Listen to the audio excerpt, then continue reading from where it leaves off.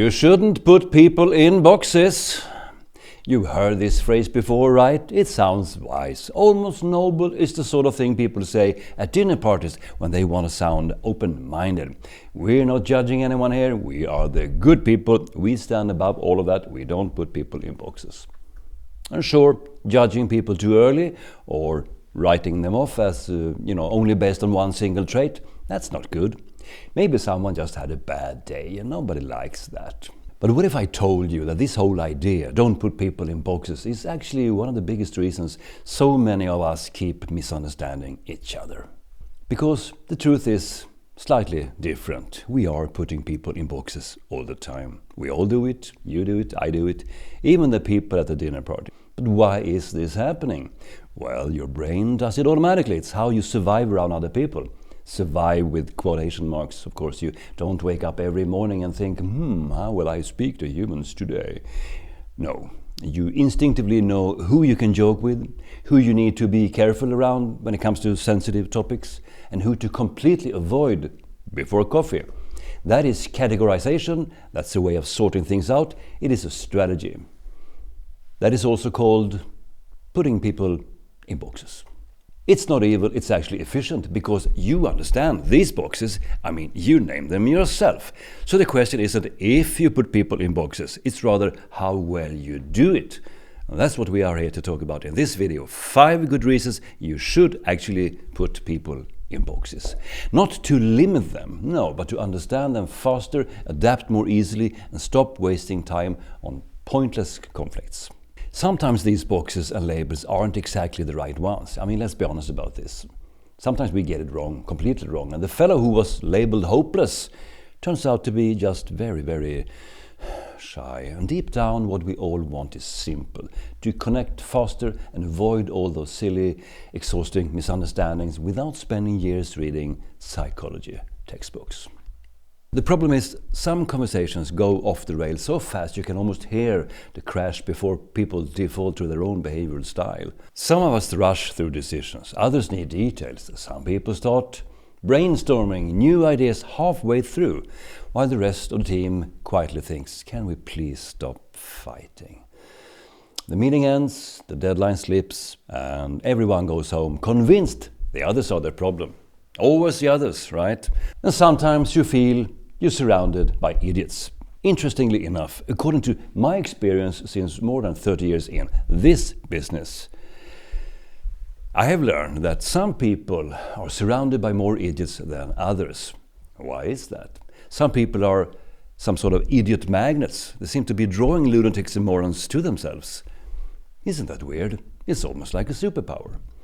Anyways. And then, as predictable as the yearly proclamation from your local tax office, comes the personal toll. The frustration, that quiet resentment, the feeling that you are always the one who has to adapt, while others just bulldoze their way through conversations. You start every week with good intentions, but by Friday you are drained, not because of the work itself necessarily, no, but because of all the people you have to deal with at work. What if everybody else took some responsibility for a change? That would be nice. Why is it always me? Always me. Now, it really shouldn't be this hard to get along for people who, generally speaking, mean well. I mean, we owe each other at least a fair chance of understanding, right? At least that's what I think. But that only happens if we learn to see the bigger patterns here, and if we get the guessing game more accurate. That's also quite important. So what you actually need, what we all need, I guess, is a simple yet ethical way to read people quickly. Not to judge each other, no, we have enough of that already, but to bring calm and confidence back into every conversation. To feel that click of connection again, without guessing or walking on eggshells. So let's start by dissecting this sacred rule of modern communication. You shouldn't put people in boxes. Now, that phrase, repeated everywhere from HR meetings to Instagram quotes, has become sort of a moral armor. It makes us sound kind, tolerant, enlightened. I don't label people, we say. I take everyone as they are. Everyone is welcome here. Which, of course, sounds beautiful, until we realize it might actually not be true all the time. Not to mention, not very useful all the time. Because the truth is, as I said before, we do label people constantly. We label each other all the time, not because we are mean, but because the brain cannot function without shortcuts. It's not a moral flaw, it's more of a design feature. Your brain is a prediction machine. Every second it takes this ridiculous amount of data in: faces, voices, tone, words, body language, micro-expressions. And it has to decide very quickly what all of this actually means. Friend or foe? Trust or caution? Stay or walk away? If the brain had to start from scratch with every person every time, you never make it through breakfast even. So what does it do? It sorts, it compares, it files. In neuroscience they call it pattern recognition, your brain's way of saving energy and avoiding danger. It groups similar experiences together, puts a label on the folder and stores it for later. That's why you can meet a new person and within seconds feel safe, unsure, or something's off, long before you even can explain it to yourself. Because that's the brain's way. It sorts by similarity, not by time. What might be interesting to know, this started really early. By the time you were 3 years old, you already knew who played rough, who shared their toys, who cried easily, and who didn't say much at all. But you see, no one sat you down when you were 3 and taught you all of that. No one said, well, George is like this, Harriet is like that. No, your brain simply noticed the patterns and built little boxes called expectations. Now imagine living without those boxes. Every social encounter would feel like moving to a new country every day. You'd have to decode tone, expression, intention from zero over and over again. You'd be exhausted before lunch, and that's why your brain categorizes. Not to judge, but to survive, to stay efficient, to keep you sane. Not to mention you don't even speak the language in that country. Now the problem isn't that we put people in boxes. The problem is when we build them out of concrete. The question isn't whether you put people in boxes. The real question is, what kind of boxes do you actually use? Because some boxes are actually good, and some are not so good. The bad ones, they freeze people in place. Oh, he's lazy, she's arrogant. That guy is just impossible. You know, those people are stupid. Those boxes are like concrete. They don't allow anyone to move. You can't learn anything new about someone you've already decided you understand 100%. But the good boxes, though, those are made of cardboard, maybe. I'm not sure this is the absolute most powerful metaphor, but let me work my way through this. If the boxes you put people in are not made of concrete, but rather of cardboard, you can fold them, you can open them, you can carry them around, and when needed, change what's inside. A good box is not a verdict, it's a working theory. Let's say it says, this person seems to prefer structure, or she lights up from brainstorming sessions. It's flexible, it's more humble. It allows you to adapt. I once worked with a management team who had the walls on the meeting rooms filled with lovely signs like, we believe in diversity here, or together we are stronger. Or whether you think you can or you think you cannot, you're right. Things like that. You've seen it too. This team prided themselves on not putting people in boxes. Not anyone. They said, we don't believe in labels, we just treat everyone exactly the same all the time. Let me say that again. We treat everyone the same. Oh boy, it's a beautiful sentiment, right? Unfortunately, it's also explained why their meetings were complete chaos. I participated a couple of times and it gave me just headache every single time. Here is how they did it. Every Monday they would gather to plan the week. Okay, Monday morning meeting. One person wanted decisions made in 5 minutes flat. Super impatient. Another person wanted to discuss every possible scenario first. Painfully thorough. The creative one, well, kept tossing new ideas in the middle of the meeting without noting. Nobody was taking any notes whatsoever. And then there was a quiet one who just sat there, eyes glazed, praying for it all to end, I would suspect. And after every meeting, everyone went back to their desks muttering about how impossible the others were. Well, after a few meetings, I asked them one simple question. I know you don't label people around here, and I certainly respect that. And I understand you accept everyone as he or she is. You don't put people in boxes. Lovely. But if you don't want to use boxes, if you don't dare to label each other at least a little bit, how do you plan to adapt to each other? Awkward silence. They hadn't thought of that. Now, please don't take this as arrogance on my behalf. I've been doing this for 30 years, and I just came up with the idea. They had to do all the work. Sure. But during the next session, I introduced them to a few basic communication styles. Nothing fancy, no deep theory. Just a few simple draft boxes, you could say. Extroversion versus introversion, task orientation versus people orientation. He gave them 4 very basic, perhaps somewhat stereotypical types. But within 15 minutes, everybody began to laugh. Oh, one said, so that's why I drive you crazy. I'm not impatient, I'm just a dominant person. And someone else said, I am not overthinking, I'm just very analytical. Now I get it. And the tension kind of dropped instantly. They stopped taking everything so personally, and they could finally talk about behaviors instead of character. What I think the biggest fear was they didn't want to be seen as biased or even prejudiced. Sure. And I don't think they were. These were good, well-meaning people. Their way of doing things just didn't work. When they got a language to talk about things they just didn't understand about each other, a lot of the tension dropped, actually. And that's the power of using boxes, if you use them the right way, that is. So the next time someone says, don't put people in boxes, you might gently think, it's not the box that's the real problem here, it's the material it is made of. And the real mistake isn't necessarily labeling people, it's refusing to update your label when you learn something new. It's believing your first impression from 2 years ago more than the person actually in front of you. That's a problem, and that's a danger of being it's too open-minded in theory. You stop paying attention in practice, because if every person is just who they are, then who needs to adapt? Not me, not you, nobody. Hence the term chaos, turmoil, disorder, madness. But communication doesn't work like that. No, in reality, the people who connect the fastest aren't the ones who ignore differences and pretend they don't exist. No, they are the ones who name them correctly and then do something about them. Which brings us to, not only do we all use boxes, we actually need them. The brain demands them. So once you understand that your brain has to identify people to save time, to save energy, to keep you from being totally overwhelmed, then the whole conversation changes. The question isn't that you put people in boxes, the question is how good you are at it, as I said before. Now let's make this personal.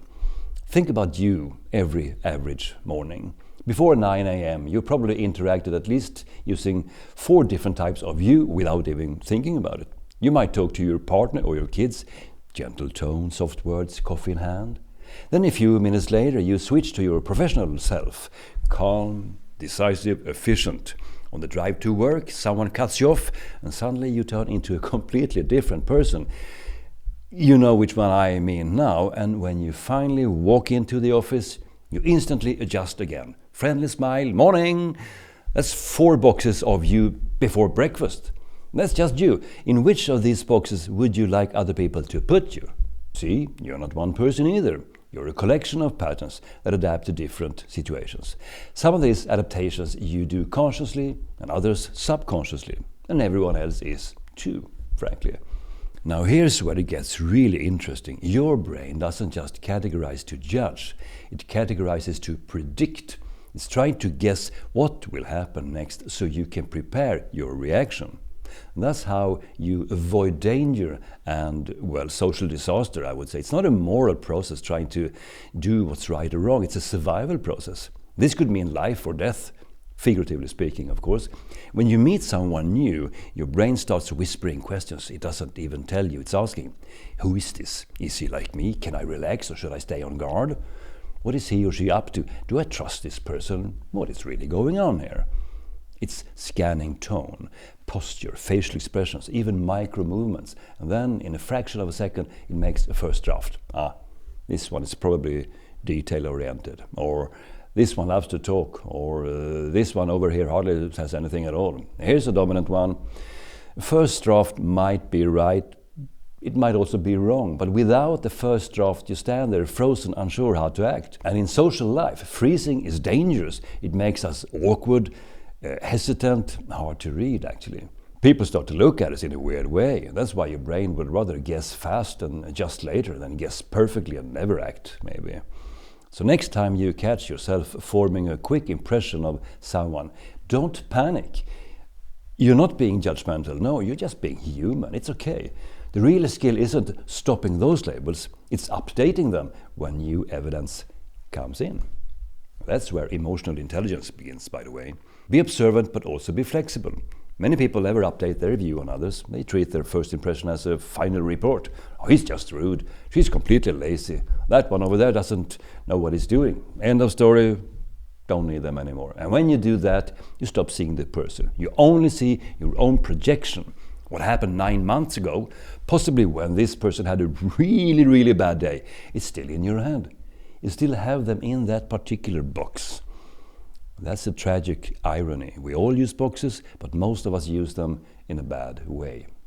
Or at least not in an optimal way, right? We build them too early, sometimes in concrete, and then we slam the lid on. Now imagine what happens if instead you build your boxes out of curiosity instead of certainty. You say to yourself, okay, this person seems like this right now. Let's see if that holds true for the next 45 minutes. And that only one single thought changes everything. Suddenly, you're not rushing to conclusions anymore. You're actually observing, you're listening, you're noticing tiny signals you used to miss: tone, speed, posture, timing, choice of words, a lot of things. You're seeing people instead of guessing them. And that's the shift we're talking about. It's not about labeling faster, it's about labeling smarter. When you label someone smarter, something incredible happens. You start to predict small details about how people actually are in reality. Here are a couple of predictions. Someone who talks a lot might struggle with remembering to take notes. Someone who wants you to use fewer words can at the same time be quite competitive. Someone who always asks you if they should refill your coffee mug might not just be service-minded but also afraid of conflicts, and so on and so on. There's a million of these patterns to figure out. It's like getting the cheat codes for human behavior.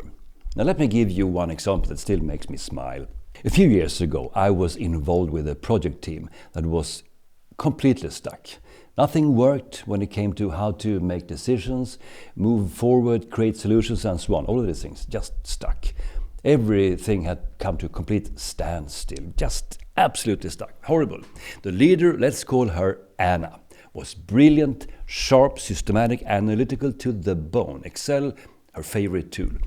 Her colleague, Jonas here, he was pure creativity. Innovative, spontaneous, allergic to spreadsheets. Every meeting was the same movie. Anna would say, let's go through the plan point by point, and Jonas would say, sure, but first, imagine if we just...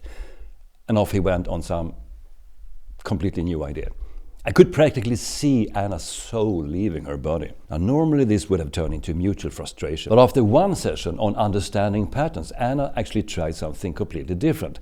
She entered the room, walked into the meeting and said, Jonas, before we start the plan, give me your 2 best ideas. Let's dream for just 5 minutes, and then we'll take it from there. And Jonas just lit up. Oh, he gave his ideas, he felt heard, and then, miracle of miracles, actually stayed for the planning part also. No fight, no eye rolling, no storming out of the meeting. Done in half the time. So what has changed? Well, the box changed. Anna didn't stop regarding Jonas as creative. She just made the box more flexible, more curious. Instead of, Jonas is impossible, can't stay focused for more than 30 seconds, can't listen to anyone else, the box became, Jonas needs 5 minutes of full freedom. He needs to go ahead, completely unscripted. If we allow this, then he's golden. As you can see, that is in fact not a huge sacrifice, really. It doesn't cost more than 5 minutes, or 8 maybe, or 10 in Jonas' case. When you open the box out of curiosity, that's how you do it. You don't lose control, you gain precision. You can predict what's likely to happen. Not perfectly maybe, but enough to steer the interaction before it derails completely. And that's when a relationship stops being frustrating and starts becoming fascinating. Every conversation becomes this mini experiment. Let's see if my hypothesis holds true. You're not fighting people anymore. You're studying them with interest and respect. And here's the funny part. The moment you start doing that, they feel it. People can sense when you're curious instead of judgmental. They relax, they open up, And that's when real communication begins.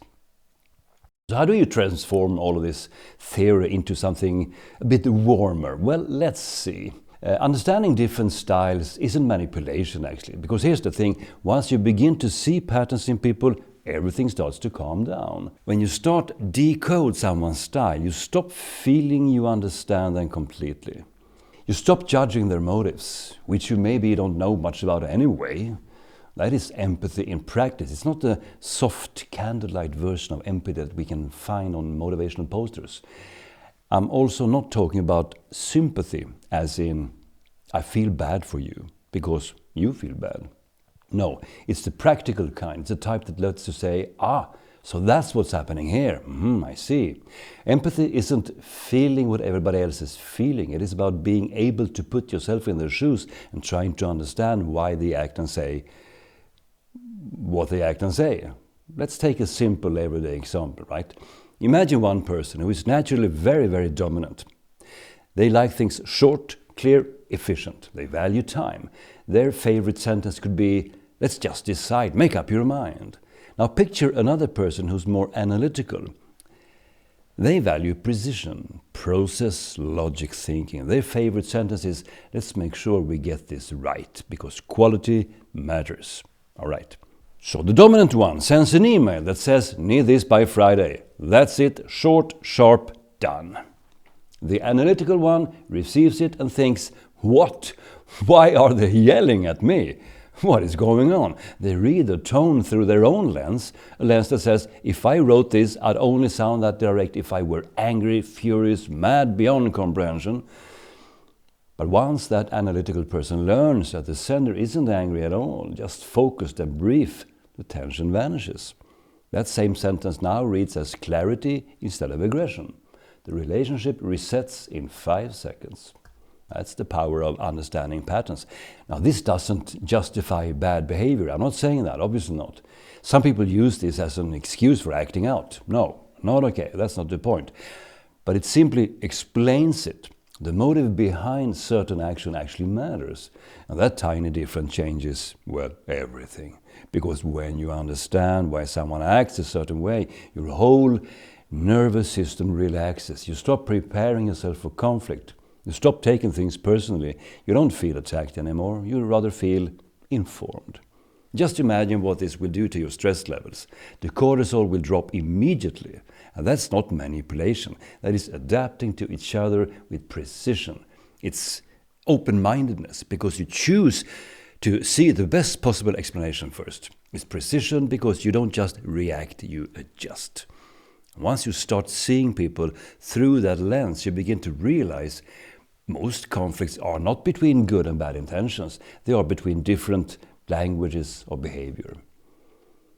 And here's another quick story for you. I once watched 2 colleagues, both smart, experienced professionals, arguing about a presentation slide. One wanted to get to the point. The other wanted to get the facts straight. Same goal, good presentation. They were fighting about how to get there. By that time, we had a rather bold team leader. She asked one of them, do you think your colleague disagrees with your idea or just with your method? He paused and blinked and said, maybe just the method. That was it. Conflict over, 5 seconds, as you were. The moment he stopped reading the other person's style as a personal attack, everything changed. That's empathy, but it's empathy based on understanding instead of guessing. It's not sugarcoating either, it's just understanding. Once you start using it, you're going to notice something remarkable. You spend far less time feeling offended and far more time feeling curious. You still see human flaws, sure, no lack of those, absolutely not. But you will interpret them differently. You will think, okay, that wasn't ideal behavior, I see, but I know where it comes from at least. And that's when understanding becomes power. Not power over people, but power with people. Because when you understand how someone's style works, you can meet them where they are instead of demanding they come to you. Totally different story. And that's when communication finally stops being this tug of war and starts being, a dance maybe. Let's call it a dance. That's lovely, isn't it? And once you realize how easily you could misread people, that empathy naturally turns into humility. You start thinking, maybe I shouldn't chisel my conclusions in stone. Now, a box is a guess, it's not a verdict, and here's where many people go wrong. Once they start learning about human behavior, maybe they watched a YouTube video, or they read one of my books in the Surrounded By series. What do I know? They went to a lecture with some expert somewhere. Fine. They discover a few patterns, they get excited without having real knowledge, and suddenly every person they meet becomes a type. Oh, he's clearly one of those. She's definitely that one. Oh, this is so you. You can almost hear the mental stamp hit the paper. Boom, labeled. But the truth is, a box should never be a verdict. It should be more a working theory, a draft, a sketch in pencil, not in ink. And the best communicators, they don't walk around thinking they know people and understand everything. They walk around thinking, let's see if my guess still holds up. They stay curious. They keep observing. That's good. When I meet someone new, my brain starts making little notes immediately. I know. I'm just like everybody else. Not because I want to judge, but because I can't help noticing certain patterns. Maybe she seems structured, detail-oriented, calm. My inner voice might whisper, conscientious perhaps. Fine. That's my first hypothesis. But then I watch what happens when stress hits. Does she become more emotional or more withdrawn? Does she raise her voice or go completely quiet? That moment tells me more than any first impression ever could, actually. And people don't necessarily reveal their real style when they're relaxed. They sometimes reveal it when they are under pressure. That is why I have a simple rule. 3 observations, 1 question. I watch 3 small cues: words, tone, body language. And then I ask 1 short question to test my theory. For example, if someone keeps asking for checklists, deadlines, proof, evidence, I might say, you seem to really value precision. Is that correct? If they smile and say, yeah, I know exactly, that's me. I know my assumption fits, at least for now. If they hesitate or look a bit puzzled or correct me, I adjust my assumption. I mean, curiosity keeps you flexible, right? And flexibility keeps you accurate. Let me give you a real-world example. Some years ago, I met this CEO who came across as pure dominance, quick, loud, intense, a bit annoying. Everyone in his team walked around him like a volcano about to erupt. At first, I actually felt about the same, really, but something felt off. He didn't interrupt people, actually. He invited them to speak. He was loud, yes, but he wasn't impatient. So I asked him, you seem to really enjoy fast decisions. Is that what drives you? And he smiled and he said, not really. I just hate seeing my team get stuck. And boom, in 1 sentence, the box changed completely. He was no control freak, he was a protector. His energy wasn't about power, it was about responsibility. If I had locked him into my first assumption, I would have missed the whole point of who he really was. And that is why your boxes need hinges. They should open and close easily. When you use models like that as hypotheses, not labels, you become impossible to offend and also impossible to fool, really, because you are no longer reacting, you're observing, you're testing. Suddenly, people feel safer around you. They sense that you're not judging them. You're trying to understand them. Big difference. And that is actually quite rare. Now, let's take that 1 step further, because there is something that can mess with all your observations, something that flips people's patterns completely. Context, stress, power, stakes. You can get someone completely wrong just because the situation changed. Because context changes everything. Once you start spotting patterns in people, it's tempting to think, great, I've got them all figured out. And then real life walks in, flips 3 switches in the room, and your neat little observation suddenly looks very trivial. People don't have 1 fixed setting, they have a whole dashboard of settings. When the situation changes, the person changes. Not because they are fake, but because their environment just told their nervous system to prioritize something else. Things can turn a whisper into a shout and a poet into a project manager about 5 seconds in. Let me give you just a BAM example. A sales director I once coached, calm, composed, measured. Everyone described her as steady and kind. Put her in a weekly team meeting and she was the picture of patience. Lovely person. But the day a major client called to say, we're reconsidering this contract, she transformed completely. The same woman, new context. She started giving harsh orders, cutting small talk and saying things like, speed up, we'll fix the details later. Very different. Her team stared at her as if she'd been replaced by some, I don't know. But she hadn't. The stakes had changed. Her brain didn't ask, how do I stay consistent with my usual style? Instead it asked, how do I protect the business in the next 30 minutes? Because we are going out of business here. Consistency is nice, but survival is mandatory. Here's another one. Home, not at work. Two parents, Saturday morning, coffee, relaxed. One of them is easygoing, the other one more stability seeking. All good. Okay. Then the guests text, we will be 2 hours early. See you soon. Watch what happens. The easygoing becomes a floor-mopping drill sergeant. The stability-seeking one starts alphabetizing the spice rack and snapping about coasters. Are they different people? No, but the audience changed. The time shrank and their inner dashboard lit up like a cockpit. Suddenly their priority isn't bonding, it's standards. And if you talk to them like they are still in their relaxed Saturday mode, you will 100% start a completely useless argument.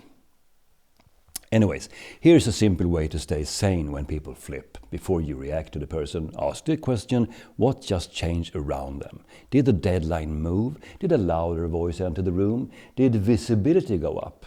Senior leadership walking in, that is. Or did safety go down?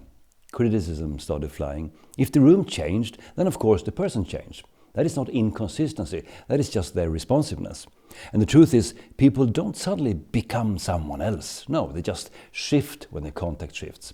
And if you don't spot it, you'll end up arguing with the wrong version of them. Could happen. Let's make this easy. Here's a simple way to remember what changes people's behaviors. I call it the STAR rule.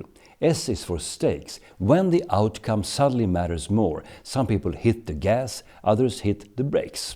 T stands for time. When the clock shrinks, the dreamers get frustrated and the doers take over. A is for audience. We all behave differently when the important eyes are watching us. And R stands for rank, as in power, authority, who's in charge. This flips everything. When one of these dials moves, expect a small shift. When two or more move, boom, whole new person. All of them at once, call me, now you need an expert. But seriously, your job isn't to correct it, it is only to recalibrate it. In real life, that sounds like this. Okay, the deadline just got tight, let's go for speed first, details later. Or maybe, so we got senior management in the room, let's keep this short, we'll expand later. That's it. You have named the context, you have chosen the mode and kept the team aligned. Want to catch a context shift before it hits you in the face? Okay, here's how you do it. You watch for the 4 tells, the tiny signs that people's behaviors have switched gears. Once you know these, you can start spotting them everywhere. The speed tell, they suddenly talk much faster or much slower. And then you have the tone tell, the voice jumps up or drops down a notch. The attention tell, the shift from big picture talk to micro detail, or the other way around. Or the role tell, I think turns into a we must, and sometimes we quietly becomes you must. And if you notice 2 of these at once, don't push your old plan through the new doorway. Pivot instead, say something like, looks like we're in decision mode here, shall we time box this to 10 minutes? That simple sentence can save an hour of useless friction. And once you and the people around you can name these tells out loud, everything gets easier. Instead of, you're being impossible, it becomes, 2 tells just slipped, let's adjust. I call it teamwork, awareness in motion. But there is a catch, of course. If everyone keeps adjusting silently, the group still spins in confusion. Because, you see, the magic begins the moment someone has the courage to name what just changed. You have to talk about it, you see. Shared language ends blame. When everyone around you begins to use the same simple language for behavior, something truly magical happens. All the blaming stops. You can almost feel the temperature in the room drop. Instead of shouting, "What is wrong with these people?" you will start saying, "Okay, let's do the fast version first, then we go through the details later." Same people, same meeting, entirely different outcome. Because now you're not fighting each other, you're adjusting the process. And when people can name differences without judgment, collaboration suddenly becomes easier and warmer. The tone changes, there's more laughter, more trust, more space to breathe, more easygoing. You can say, "I need 5 minutes of free-flow thinking." And everyone nods because they know that's your creative phase, not necessarily your inner chaos. Or you could say, "How about switching to precision mode?" And no one rolls their eyes. They simply pivot with you because you talk about it. That's the moment when the boxes stop dividing people and start connecting them instead. Let me just give you one final quick story. A large Scandinavian company I worked with had spent years running workshops about respect and open communication, nice posters, expensive consultants, but no real change. People still clashed on a daily basis until they learned this simple language for behavior. And within weeks, you could hear it in the corridors. Say, "Hey, I'm in going fast mode for 5 minutes. We need a decision here." And another person would answer, "Okay, just give me 2 precision minutes after so I can sanity check the numbers." Okay. And just like that, what used to be tension turned into teamwork. When people share a language for human behavior, they stop assuming bad intent. They stop interpreting differences as disrespect. They stop fighting ghosts. And that's really the whole point here. You could have a shared map, a vocabulary for everyday misunderstandings that cost so much time, energy, and goodwill, actually. And sleep, by the way. Because the truth is, you can't adapt to what you can't name. Once you can name it, you can manage it. Once you can manage it, you can improve it. And once you can improve it, you stop needing to control it. That's when communication becomes what it was supposed to be all along. Not a battlefield, not a guessing game, but a collaboration. And that is what communication should be about, at least if you ask me. So, yep, keep boxing people. Just make sure your boxes have hinges. Thanks for watching.